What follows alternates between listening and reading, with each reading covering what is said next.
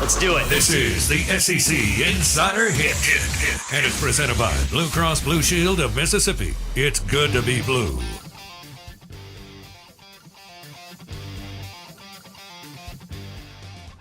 Good morning. Welcome in. It's game day. Kentucky at Mississippi State. Both teams are playing really, really well.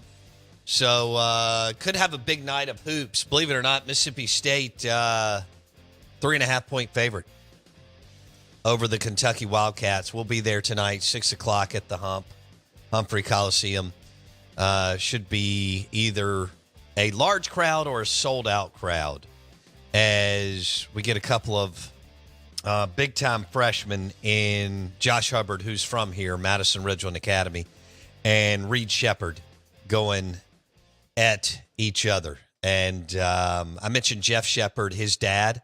I remember watching him at the University of Kentucky in the 90s. He was the 1998 most outstanding player of the Final Four when Tubby Smith in Kentucky won it in 98. Pitino had just left to go to coach for the Boston Celtics. But I mentioned also earlier as a kid, I remember watching Kenny Skywalker for Kentucky. Huge recruit, top 5 recruit, may have been the number 1 recruit in the country. Remember watching Kenny Skywalker play, and then Rex Chapman a couple of years later play for Kentucky. And so we've got some Commonwealth royalty on the court tonight with Kentucky and Mississippi State. We are the Out of Bounds Show, ESPN 105.9 The Zone. We welcome in our friend Tom Luginbill, National College Football Analyst with ESPN, brought to you by Blue Cross Blue Shield of Mississippi. It's good to be blue, the official healthcare provider of the Out of Bounds Show. Lugs, what's happening? Where are you, buddy? I'm at home, man. I've been at home since I got back from my cruise and been heavy on the tape for the 2026 class. I hate that that I'm even saying that 2026 class. Give me a break. Not only that, 2027 class. The back half of my week this week will comprise of 30 player evals from the 2027 class. Wow. I'm glad I'm not doing that. It's just so it's one thing to do it with a corner or a wide out, a running back, but when you're trying to project and write up an evaluation on a quarterback who's 14 years old, and you have so many unknown variables, and you're trying to apply at least a preliminary grade, it's like, come on, man, this is getting harder and harder and harder. Let's slow it down a little bit. Yeah, that's impossible. But what I'm going to ask you next is not. You're going to crush this. So I want you to rank 4 quarterbacks for me. 1 to 4. You can use your criteria, but I'm just going into this season, who would you take, or who do you like the best? But it's 4 SEC dudes. It's Quinn Ewers, Brady Cook, Jackson Dart, and Carson Beck.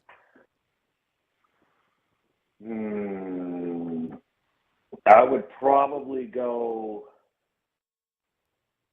Beck 1A, Dart 1B, Quinn, and then Brady Cook. But I will say this. After seeing Brady Cook in person in the Cotton Bowl, I was astounded at how athletic he is in person.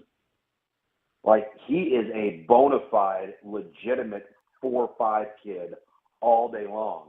He's just not necessarily utilized like that. And he really grew in my eyes. I think that he, given what's coming back, they've got a freshman All-American candidate at tight end from last year in Norfleet, got Luther Burden coming back.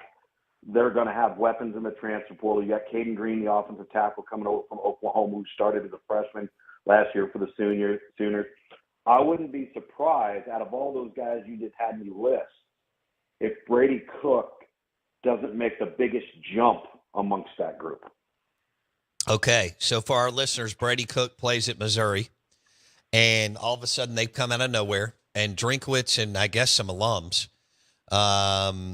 have really committed to NIL, as Luginbill, just kind of like Ole Miss. They're Missouri and Ole Miss kind of in the same boat. They got in there and did some good things, and then they parlayed that into a good season, and then they landed some more transfers. So I guess the question is for Missouri and Ole Miss is staying power.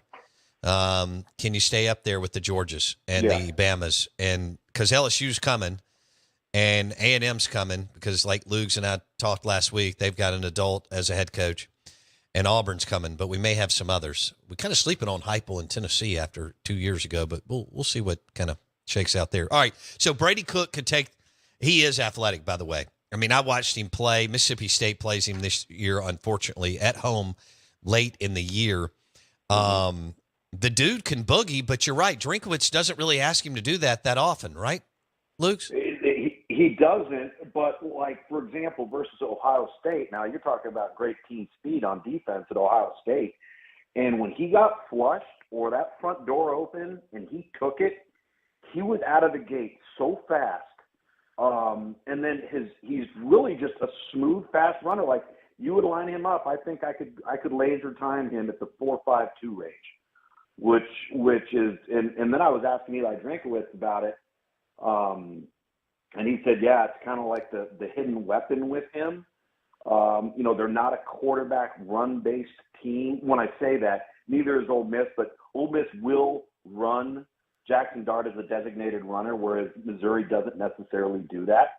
But he's really impressive. If you haven't watched him, I came away. I liked him on tape going into the game, and he's an entirely different guy in my mind coming out of the game. Okay, for our listeners, Luginbill has Carson Beck 1A, Jackson Dart 1B, then Quinn Ewers, and then Brady Cook. But he would not be surprised if Brady Cook takes the biggest jump this year, just because of his game and style and athleticism. Now, as far as NFL, who's got the most NFL-ready game, and who do you believe after next year will have the most NFL-ready game out of the four? If you're going to look at this from a concept, anticipation, timing, multiple pro-style approach, and feel for anticipation, I think I would go with Carson Beck. Because, in the NFL, there's only one Patrick Mahomes, right? And if you look at the successful quarterbacks in the NFL, they're not improvisational guys. They're not off-platform, off-schedule guys. They are guys that know where they're going pre-snap, make a quick, decisive decision post-snap, balls out of their hands. They know how to protect themselves. They're good ball handlers in the play-action game. They can play from under center. They can play from the shotgun. They throw guys open. They throw to a spot. They trust what they see. Now, that to me in the NFL still carries a lot of weight because I think ultimately, and that's where I think Lamar Jackson, not to get off point here, but you may say, well, Lamar Jackson's this phenomenal athlete. He really is. But when you actually watch Lamar Jackson in the pocket, he is really proficient. I mean, when he gets back, gets that ball comes out. Now, can he run? Yes. Do they use him as a runner? Yes. Can he improvise? Yes. I think that's going to be one of the most heavily scrutinized things about Caleb Williams. For all of his magical gifts, the one thing you don't see him doing a lot is being on time, efficient, anticipating, throwing from within the pocket, 3-step, 5-step, not a lot of pass concepts that he's got to work through from progressions. So I think it would probably be, in my opinion, Carson Beck, because I think he's been trained more so in that mold than maybe some of the other quarterbacks that we're discussing. Do you expect Quinn Ewers to continue to be the starting quarterback, win the Texas job, or would it surprise you if Arch Manning wins it over the next 6-7 months? No. Quinn Ewers will be the starting quarterback there. And I like Quinn, but what I need to see from Quinn is consistency. I need to see Quinn Ewers not show up one quarter and then be great for 3. Be great for the first 2, disappear in the third, return a little bit in the fourth. Or have 2 weeks where you look phenomenal and then the third week you struggle. I go back to last year, and I say this because our crew is just by happenstance in terms of assignments in our broadcast window, we had Texas 4 times. And, No, we had him coming off the Rice game where he was wildly inconsistent. We had him coming off of the Wyoming game where he was wildly inconsistent. Then he goes to Baylor, and he was lights out. Couldn't miss, in rhythm. Everything was as advertised. And then he would do that again and then do that again, and then you'd miss him for a quarter and he'd disappear here. I just want to see his overall game in and game out consistency really elevate. He's ahead of Arch Manning right now because he's played a lot. Can you make an argument that Arch Manning has better overall skill, is bigger, maybe more athletic? Yeah, you can, but he hasn't played. So I would stick with Quinn there. I just want to see an upgraded level of consistency, series in, series out, quarter in, quarter out, week in, week out. Tom Luginbill on the Farm Bureau Insurance guest line. By the way, Mississippi State plays all four of these QBs that I just referenced that Tom kind of hit. They play Georgia. They play Ole Miss. Not good. No, I just put that together. So they play Georgia, they play Ole Miss, they play Texas, and they play Missouri. Yeah. And I'm looking here. They play 3 of the 4 away. Boy, that sounds awesome for Jeff Levy. Although I think Levy's doing some really, really good things. So I want to get to Jeff Levy again. I know we asked you about him a few months ago, but let's revisit this. I've been I wanted Chadwell or Malzahn, but he's exceeded my expectations. He really gets NIL. He landed a hell of a recruiting class in about 10 minutes, including Michael Van Buren, who you were with at the Under Armour All-American game, and Stonka and all these guys. So he's already ahead of schedule, even though he's in a pretty big rebuild. For example, I don't believe Mike Elko walked into a rebuild. There may be some things you need to do, but totally different than what he's looking at College Station compared to Starkville. But I'm impressed with Levy. I've been around him a little bit. We've had him on the show. You've been around him a lot. And I think he's been around Art Briles, amazing coach, Heupel, Kiffin, and Venables, all 4 super, super successful. What is it that you're looking for as far as Levy and Shapen and maybe Van Buren early? Because the offense is going to have to go because they've got a major rebuild on the defensive side of the football. What are you looking at early from Jeff Levy that says, hey, this guy can go and grab some momentum and really get ahead of the rebuild process in Starkville? Well, I think the one thing that you can count on is that offense over the last 15 years or so, regardless of who's been coaching it, has been so tried and true and been successful right off the ground, right out of the jump, out of the gate. That's been an offense that everywhere it's been implemented, it has been successful, whether it's been UCF, whether it has been Tennessee, whether it has been Oklahoma, whether it was Baylor. I think the one thing that I would look at is that what's different than what Mike Leach was doing and then what was different than what Kevin Barbe was doing is that Jeff Levy's going to want to run the football. He is.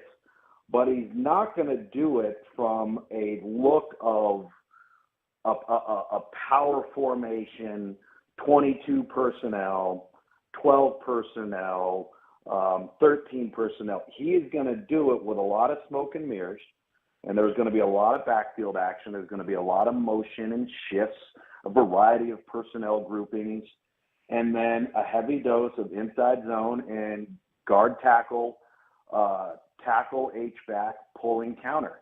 That's kind of that's the recipe in the run game.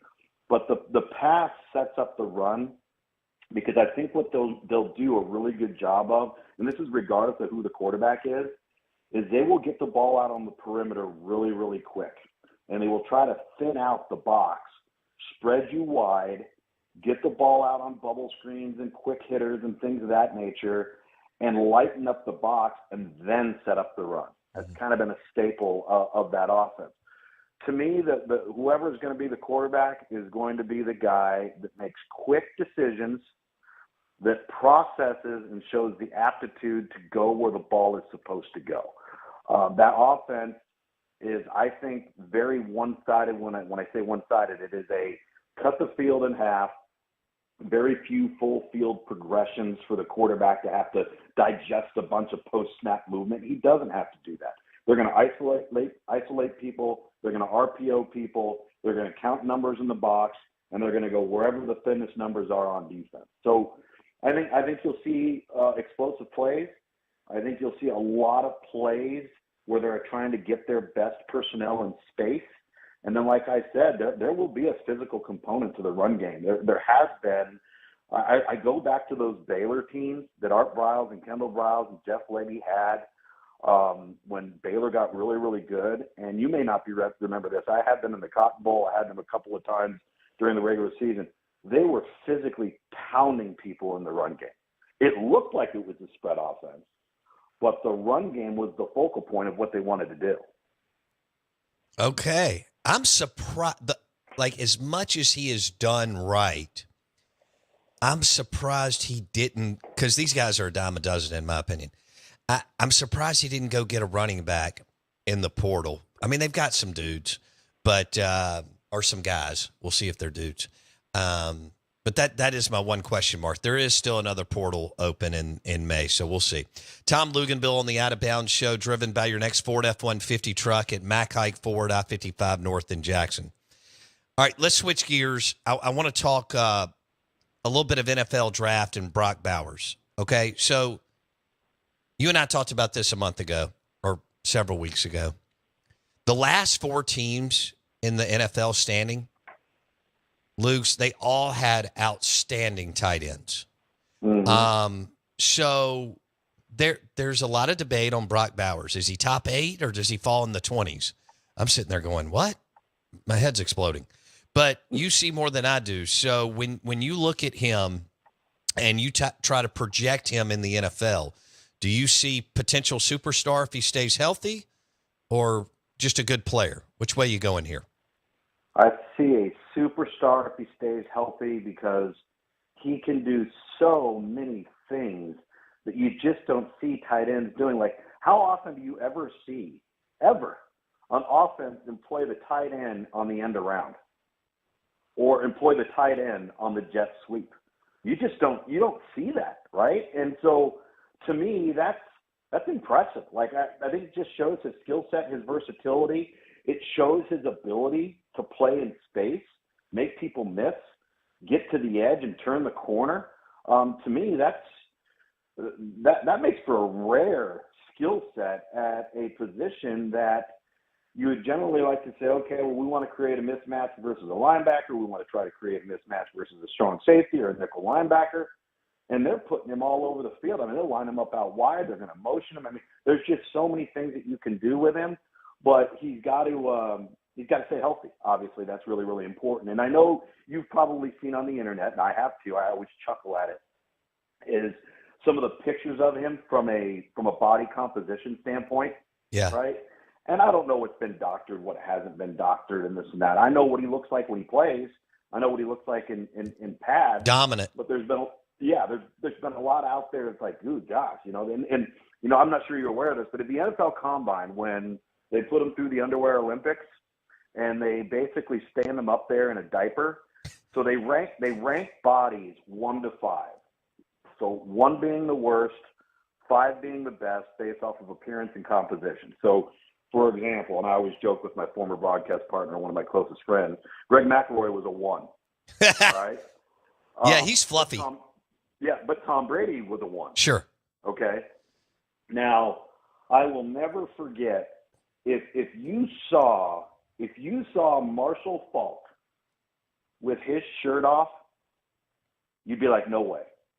Absolutely not. That is no way that is Marshall Faulk. If you lined up Marshall Faulk with 100 other running backs and you didn't know what he looked like and they all had their shirts off, you would not pick Marshall Faulk. You just wouldn't. So sometimes there are those rare occasions where body composition doesn't really play a big role in overall athleticism and production. And so, and it's rare. But there are cases, and I just named a few, right, where that just is how guys are built, and it doesn't really correlate to how they perform. Well, I mean, Mahomes isn't ripped. I mean, he's kind of blocky, but he's super mobile and versatile and can shimmy and shake around, you know? I mean, oh, big time. Big time. I mean, and it's like, listen, I think the more physically, you use the term ripped, but the more muscle tone, definition, being ripped, all of those, oftentimes that stuff can also lead to stiffness, lack of agility, lack of flexibility, because maybe you're too overblown, you're too overgrown. Now that stuff I think can work in your favor at certain positions, at skill positions. It can work against you at times, not all the time, but there's some legitimacy to that. Okay, real quick. There's been 5. No, I'm gonna punt. We're gonna do that next because it's gonna take a little. It's not a quick hit. We've got plenty of time between now and late April to go through some more of these QBs. I just don't think it's a clear cut thing with Caleb Williams and Drake May. I just, not that they're not talented and shouldn't be considered, but I don't think it's Jaden Daniels. Right. I think there's some other dudes that are really, really good that should be, but I don't know if they are going to be considered as that high pick. All right, buddy. Have a great week. Appreciate the hit. The stuff on Levy was great. We're going to continue to mine you on, Kiffin and Levy. I think it's fascinating that Levy spent 2 years under Kiffin and now they're 90 miles apart. Obviously, Kiffin's. Go ahead. By the way, if you or your listeners want to get a sense of like his personality, his leadership traits as a first-time head coach, and I do this all the time. I kind of do it almost daily, or at least a couple times a week. Is various teams in college football, whether it's an Instagram or a Twitter, this and that, they'll post videos from their social media department, and they'll post videos of like the coach addressing the team during winter workouts, or the coach involved in evaluating the team during winter workouts. Go click on some of his if you want to get a sense of how he comes off, how he presents himself, how he addresses the team, how he carries himself. It's pretty impressive. I agree with you. I've watched some of that. All right, Tom Luginbill, be good. We'll talk next week. All right, man, you too. Yeah. Lugs, National College Football Analyst on the Farm Bureau Insurance Guest Line. That was good. If you missed any of that, you're just out getting in the car, taking the kids to school, whatever you're doing. That will be on Spotify and Apple Podcast in a couple hours or less. All right. Our podcast is on Spotify and Apple Podcasts. Search Out of Bounds with Bo Bounds. Hit the subscribe button while you're there, if you don't mind. I got to tell you this. I stopped by the Keg House in Ridgeland on Highway 51 yesterday, right by Casadores. And Greg and the team were there, along with Jack Bourgeois from Key City. Oh. And Greg made a pretzel with the beer mustard and then the cheese. It was delicious. I talk about how Wendy and I, we love a really, really good game day pretzel. So I brought it home, and Wendy went crazy. She loved it. And then Greg also let me try their gumbo, and it was fantastic. One of the guys there ordered a muffaletta to go. Phenomenal. I mean, it looked phenomenal. I can't wait to hammer time on that at some point. But the Keg House on Highway 51 in Ridgeland has 41 beers on tap. Mike Detillier at 8:30.